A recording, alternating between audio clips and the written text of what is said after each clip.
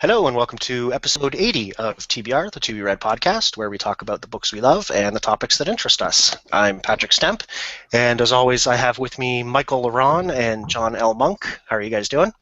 Great. How are you today, Patrick? Good. So tonight, since John recently joined the show as our new host, we thought that we would take an opportunity to kind of go back through some of the episodes we've done over the past year and a half and sort of quick fire, throw some questions at him to kind of get him caught up on some of the things we've talked about. And before we do that, we will do our weekly roundtable. And why don't we start with Michael? What's your weekend reading looked like? Yeah, I'm still struggling to find my new normal since my schedule's changed, but I did continue reading The Stars Crawl Out from Their Caves by Tracy May Adair. It's a poetry collection that I'd mentioned last week that I've been reading. And so really beautiful imagery. I really enjoy it. And she's an indie poet, so would definitely recommend that if anyone likes poetry to check her work out on Amazon. And then I guess didn't finish anything this week, but I did continue How to Work a Room. And I don't know if I mentioned this on the show a couple weeks back, but How to Work a Room by Susan Ronn.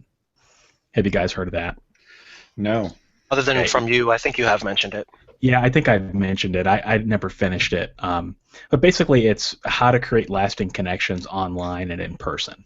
So I heard her on, I can't remember if it was, I think it was Chris Ducker's podcast, business podcast, and she's like an etiquette coach, right? So she talks about social stuff, like what to do when you're at the dinner table and what to do when you walk into a room for the first time and you're an introvert.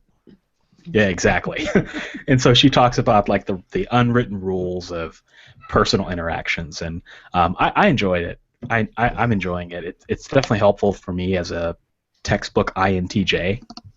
So I kind of need a little bit of help in that area, like building relationships. And, if I'm going to grow my author business and if I've got this YouTube channel, that has to be a huge priority for me in the coming year. So when I'm done with that, I can give a more detailed report on it. But that's been my week so far. Okay. How about you, John? I just want to say that, Michael, you seem way more likable today than usual, so I think it's working. So good job. Awesome. Let me see. I'm only kidding. I got a shout out from a Goodreads reviewer who also reads indies. She watches the show. She's a fan of the show. Her name is Amber. So we know Amber. Okay, so just a shout out to Amber. She Hi, gave Amber. me some recommendations on some books to read, on how to be more successful on the show and get my book a weekend, which I've already failed.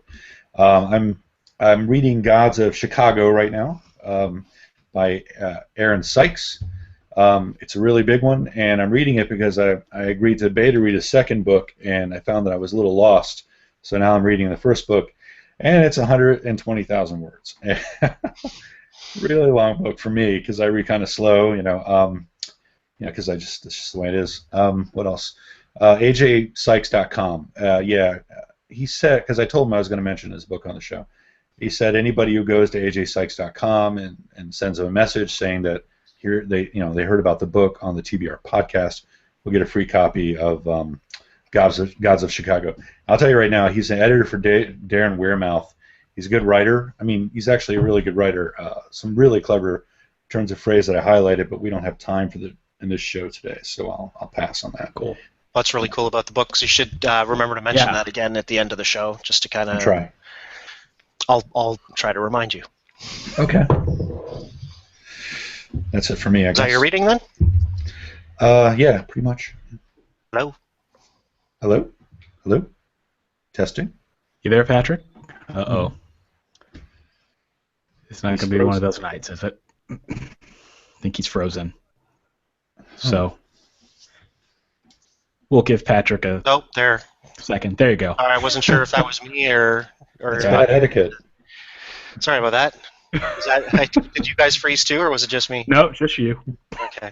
I was busy making a note to remind John to mention that book again at the end of the show, and I thought maybe I accidentally clicked something to end the show.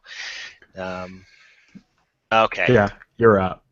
I'm up. Okay, so I read Fallout which is book 2 in Matt Brotherton's Seven Keys saga. I read book 1 a while ago, and so this he has a really sort of nice, easy writing style that I really like. And this book 2 it's kind of a smaller story set in the same world, obviously. The events in the first books were kind of a lot more earth-shattering, I guess. So this is kind of a slower, just kind of getting to know the characters a little bit more. The main sort of event that happens in this book isn't as big or or as earth-shattering, but it's a good fun read, and I can't wait to move on to book 3. Cool. And I didn't think I was going to do this until Christmas break came around, but I made the mistake of cracking open the first few pages of the 3rd Walking Dead compendium, which is that monster giant thing. And so I'm about halfway through that now. Been reading that in the evenings, and it's really great. I mean, if you're a fan of the show and you aren't reading the comics yet, I'd highly recommend them. I wouldn't worry about spoilers, especially. So the 3rd compendium is kind of right around where the show is, like the end of 2 and the beginning of 3 is kind of where the show is now. And so it's really interesting to see characters that are different between the comic and the show, and there's a lot of people that are dead on the show that are still in the comic, and vice versa. And I can't wait for the next season, which is going to introduce Negan, which is probably the biggest, baddest villain in the Walking Dead world, so that'll be fun. And that's my weekend reading. So at this pace I'm going, I'll probably be done that next week. Cool. So we will move on now to our topic of the week, which is basically bombarding John with a ton of questions curated from past episodes. So are you ready, John? Yeah, I suppose. Thinking cap on? Okay. Well, and as we said before the show, John can feel free, of course, to pass on anything that he's can't come up with an answer when we put him on the spot like this. So going all the way back to, I think, episode 1, is there an author that you would most, alive or dead, who you would most like to meet for a drink, have a chat with? That's a really good one. Oh, man. Who would it be? Shoot, there's so many good ones. Can I say a couple? Edgar Allan Poe would be one. That would be really cool. Neil Gaiman, because I really, every time he's on a video or something, he just sounds really, really interesting. I'd probably say also Robert B. Parker, because he's been such an inspiration. Jim Butcher. Man, I could keep going on. You need to have a little party. Yeah. I'm sure. Go ahead. That's my answer there, I guess. Edgar Allan Poe, he was an initial sort of interest of mine back when I was a moody teenager. Yeah, so. Okay. Cool. You can drink some absinthe with him. Yeah. Why not? Go ahead, Michael. We'll sort of take turns. Yeah, I think we know the answer to this, but do you prefer paper or plastic when it comes to your books? Definitely prefer plastic. I never thought I'd say this back, way back when, but man, I just love getting my house back. I do, but the funny thing is that as much as I say that, there's a part of me that wants to collect old books, first editions. It was a little thing I had picked up when I was younger, but I couldn't afford it. And now that I'm older and can afford it, and I don't have the room, but I've got more room back because of the plastic. I assume you mean e-readers, right? Yeah, paper, yeah. Okay. All right. That was kind of an odd question. I phrased that kind of weirdly. Yeah, it's actually really paperback or ebook. Yeah. It's a clever one, So, I like the old books with the beautiful illustrations and the wavy lines along the. If you kind of hold it like flat and look at if you've ever seen them, but that'd be really cool to have some ancient tomes of magic. And these days there are some books I think that you still couldn't possibly do digitally, and the one that comes to mind is J.J. Abrams. I don't know if you've seen it. I can't remember that there's another title to it, but basically when you get this thing, it's a hardcover book in a slipcase, and inside the book, it's like 3 stories in one. There's the story, and then there's the notes that 2 people passed back and forth to each other over the years of reading this book. And there's postcards slipped inside the book, actual letters, that That's they cool. put. And it's really, you could never do that digitally. That's different. That's very different. Yeah. Unique stuff, obviously. Anything that you want to have in paperback, that's like a given. Like anything, certain nonfiction books that are just, particularly beautiful, make great, coffee table type things. Yeah, obviously. Yeah. Okay. So next, I'm going to skip the next one, Michael, because we already did this not too long ago, which is us talking about finding time to read. But so what is the first book, your first loved book? It would be Wizard of Earthsea. My buddy Rich, when I was a little kid, I think it was in 6th grade, literally sat out and gave me a spoiler after spoiler after spoiler. Before I knew what a spoiler was, just literally, he read the book and then told me all about it while standing in my front yard, and I just sat there like I was watching a movie, listening to him. If you think about it, it's kind of like a throwback to the cavemen sitting around a fire. Just as interesting. And I'm sitting there going, really? And there's this wind called the Roke Wind, and they have these names that, like, the name defines you, and all this was the first time I ever came across that kind of old chestnut, So, but it was all so new, and I read that Wizard of Earthsea, and I was like, oh my God, it's amazing. Then I picked up the second book, and I said, this sucks. I couldn't read it. It didn't have that's Ursula K. Le Guin, right? Yeah, I think it was called The Tombs of Adwin, and I think I wasn't old enough to read it, because it didn't. I think like the magic went away, or something like that. I don't like any book like that, where the magic kind of goes away, and like, hey, that's why I picked it up. Was that because she needed to kind of reset or bring the characters back down to earth, or otherwise they'd be too powerful for book 2, or was it one of those situations? I don't know, and I'm not even sure if I got it right. It seemed like that was the case when I sat down to read it. I may have misunderstood and just cheated myself out of a great book. Okay. The next one, I will say, the next one following that was Terry Brooks' The Wish Song of Shannara, which was like the 3rd book in that series, which I read while in detention. Didn't even have a cover. I was so bored I picked it up. It was like this thick. It's awesome. Yeah. Cool. All right, next question. Standalone or series? Well, it's funny that you say. Definitely, I guess I read more series because I don't want the story ever to end. So that's technically the answer. But some of the greatest books I've ever read have been standalones. And what's funny is I consider Dune kind of a standalone, even though it's in a series. I think I read the 2nd book, but it's just like, it's just in that same universe almost with the same characters. And it doesn't feel like it's, in my mind, it wasn't as tied. Misery by Stephen King, The Long Walk, which we've talked about. Yeah, that's my answer there.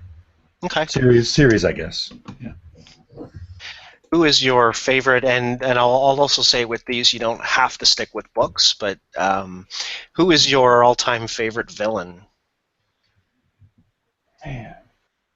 Man, oh man, do I like villains at all? The thing is, a lot of times I watch villains, and I find myself kind of wanting them to win. You know what? I've got a new, recent, all-time favorite villain that I just discovered, and I think it's the one that sticks out so much. Even though I just discovered it, I haven't been this bothered by a villain in a very long time, and that is the I forget his name, but it doesn't matter. It's in Jessica Jones. I guess he's called the Purple Guy in the comics or something. That's David Tennant, right? Yeah, and he plays I forget his name in the show, but he's a villain with the ability to just tell you, get me a glass of water, and you just want to get him a glass of water, and he just says, start stabbing yourself in the face, and you just start stabbing yourself in the face, and he's an absolutely terrible, awful person.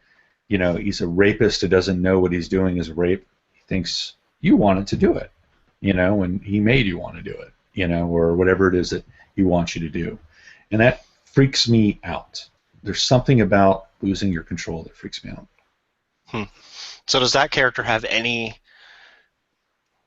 like, would he be sort of the hero of his own story? Like, does he have any redeeming qualities, like he's doing the things he's doing because he's got a starving family at home, or or? That's a great question. And by the way, I will add a slightly new facet to this discussion.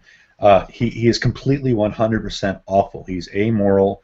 He's petulant. He's like a child. He's like that kid in the Twilight Zone movie who could do anything he wanted. He had no morality built into him yet. The facet will say that I like irredeemable villains. I guess I don't like complex villains, which is like everybody. It's kind of embarrassing thing to say, but I like Dean Koontz's villains, which are completely horrifically awful down to the bone. There's nothing good about them. I think it just. I mean, the ones that aren't like that, like Raistlin from what do you call it, the Dragonlance series, where he's an evil guy you're kind of rooting for half the time. They don't strike me as real villains. If they're complex, then they're just people with flaws. Interesting. Okay. Yeah, I kind of agree with you on that. I like the villains bad too. See, I'm the opposite. I like the Benjamin Linus, from Lost, or Gaius Baltar, Battlestar Galactica. I like the bad guys who are mostly bad just because they're on the wrong, or in quotes, the wrong side. It's not that I don't appreciate him. I love Benjamin Linus, and but I'm just saying, if I only had certain number of villains on my island, I'd want the ones that wanted to kill me no matter what. So you wouldn't feel bad killing them. Right.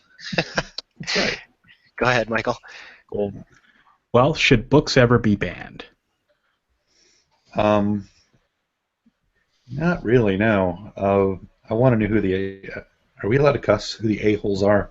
So I asked that because I know the Selmar Book Show, Brian Cohen makes a big deal about not using profanity. Yeah, I guess books shouldn't be banned. I think some books aren't worth reading.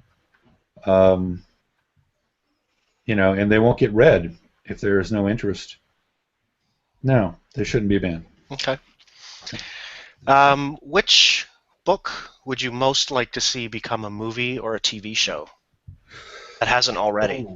Oh, that's a good one, man. Okay, right off the top of my head, I would love to see Game of Thrones sort of deleted, even though I kind of like it, and inserted would be the Belgariad. That would be awesome.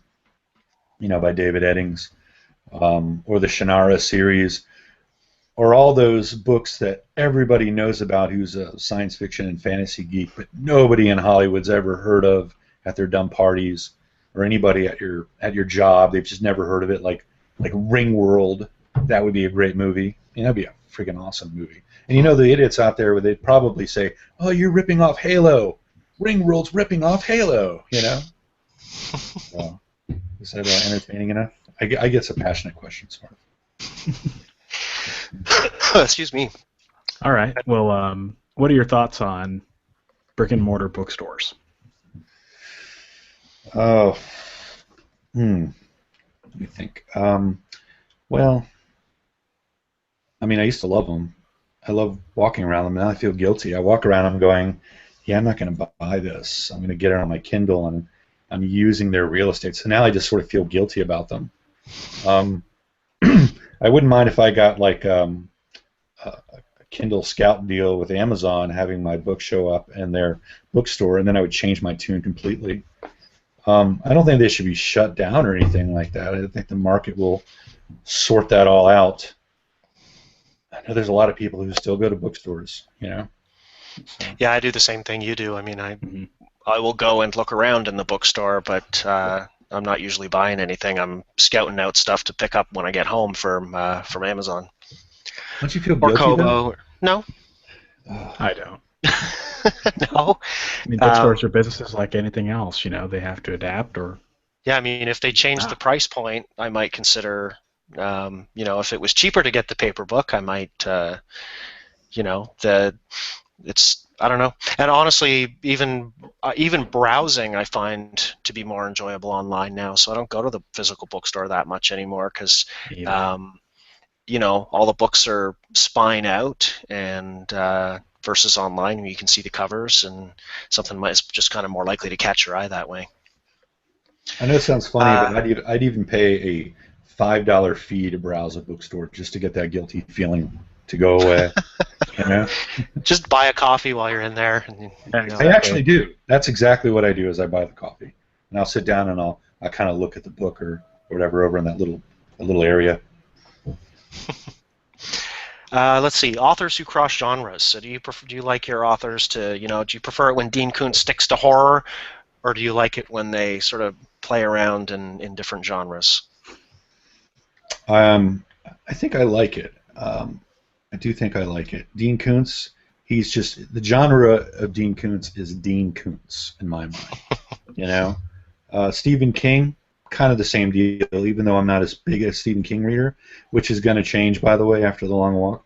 I think I picked him up when I was just too young, too immature. Who else? Who else really does that? I guess Jim Butcher didn't really do that when he did the Caldera series.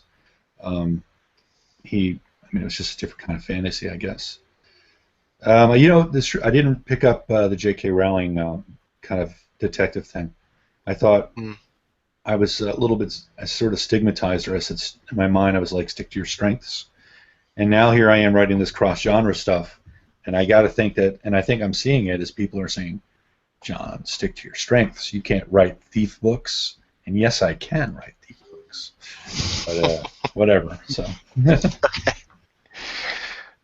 Alrighty. Question. Got to pull up my email here. Do your standards or expectations vary based on the genre you're reading? It is a good one. I don't know. I expect got one caveat, but I expect all books I read to be good. So good quality. They have to live up to all the expectations of the genre, which is tough. So the one caveat would be books I loved when I was younger that technically I would probably not like now. Example being the Deathlands series by James Axler.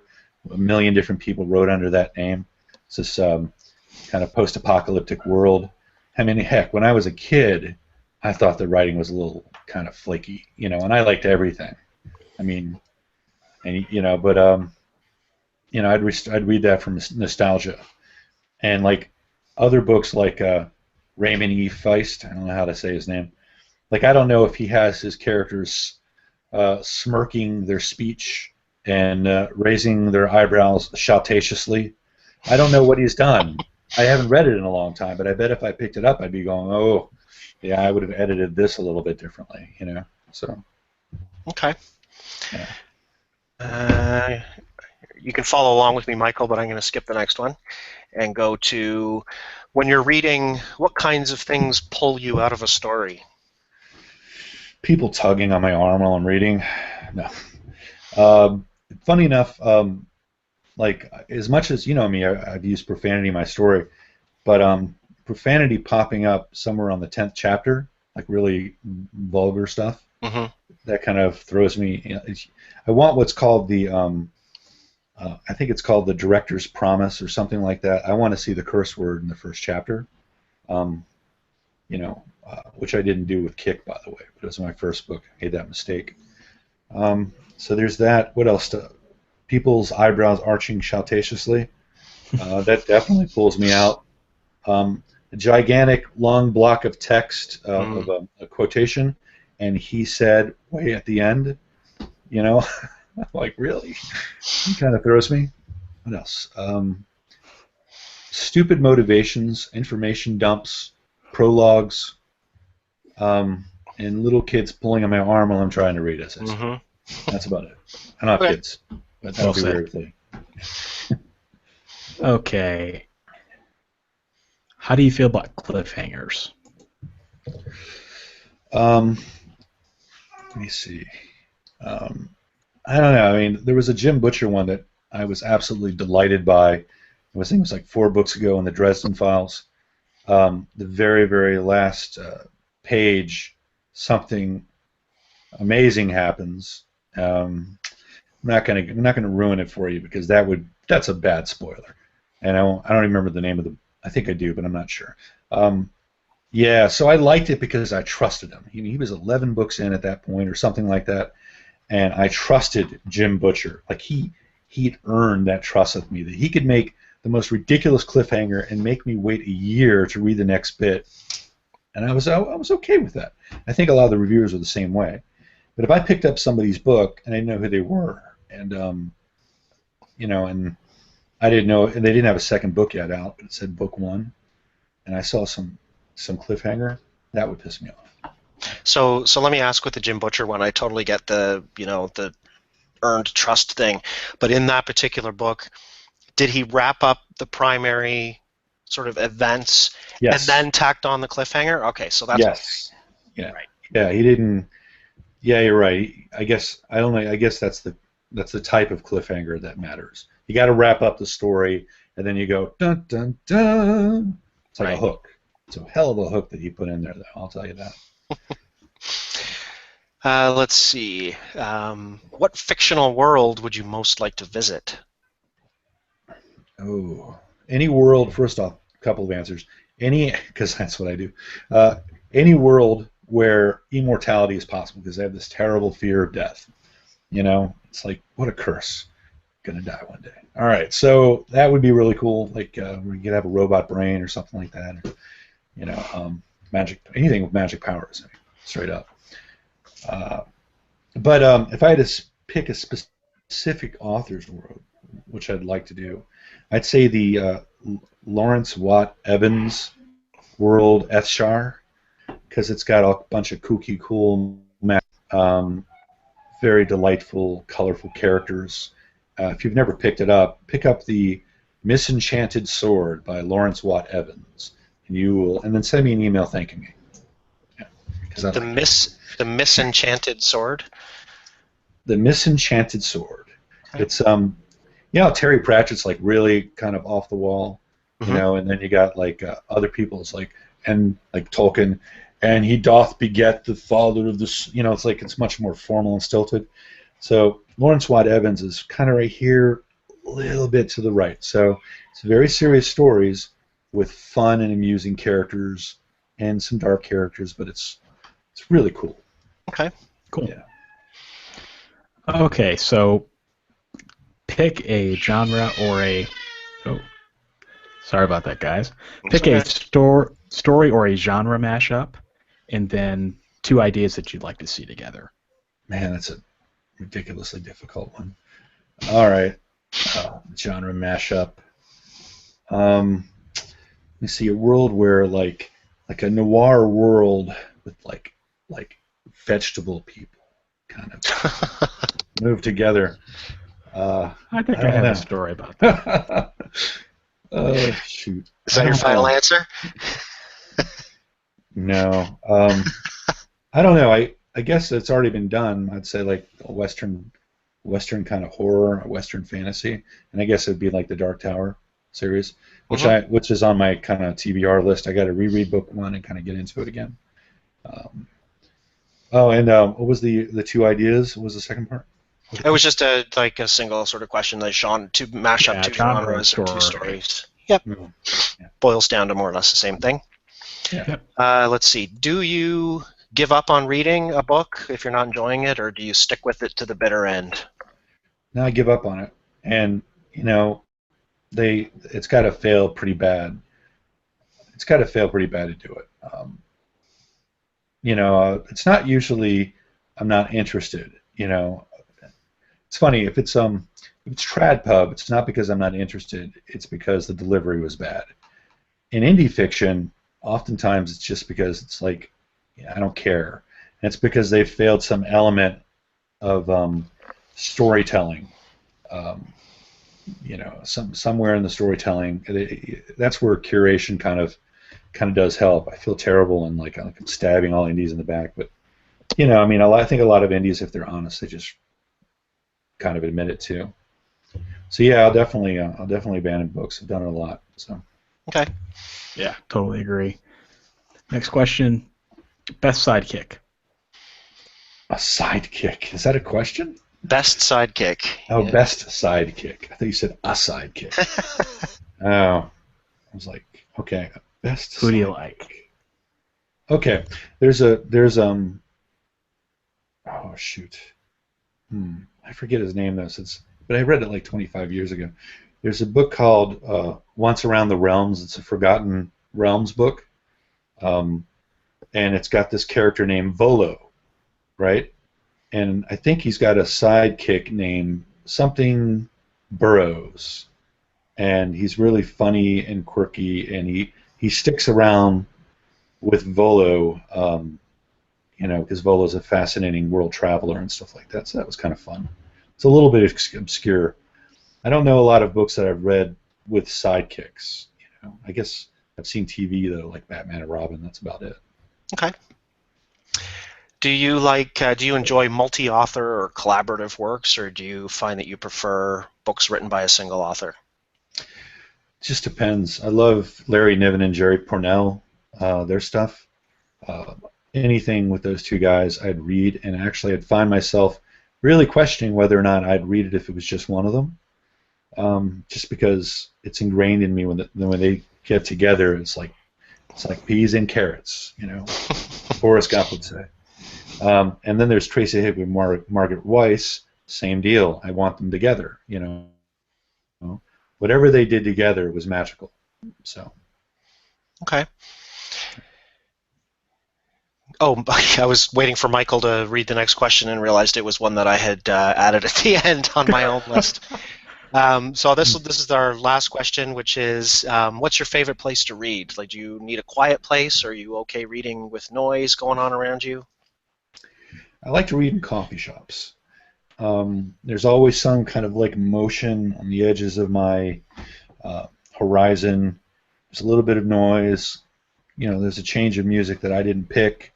It's usually I can't hear the words. I don't like to know the words of the music. You can get up and get something. Cushy chairs out of my house. When I'm at home, I've got the dogs and the cat. I love my wife and everything, but she's like, "Can you walk the dog?" Or, she'll laugh at something she just read, and I'll look up and I'll go, "What was that? What are you laughing at?" So, be nice to. I like reading in coffee shops. Cool.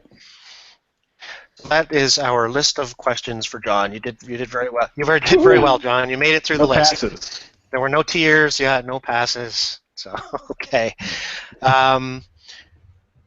So that is our show for the week. I think next week we are going to start heading into sort of our year-end holiday shows. So next week I think we're going to talk about what's on our Christmas or holiday wish lists, since Christmas is a couple days after our episode, and then we're going to go into best books that we've read in 2015, and then as we get into the new year, we'll talk about what's on our TBR lists for the year. So we got some fun episodes coming up, and I think we've already got some good guests lined up for January. We're starting to get some, so stay tuned for that, and have a great week, and we'll see you next Tuesday.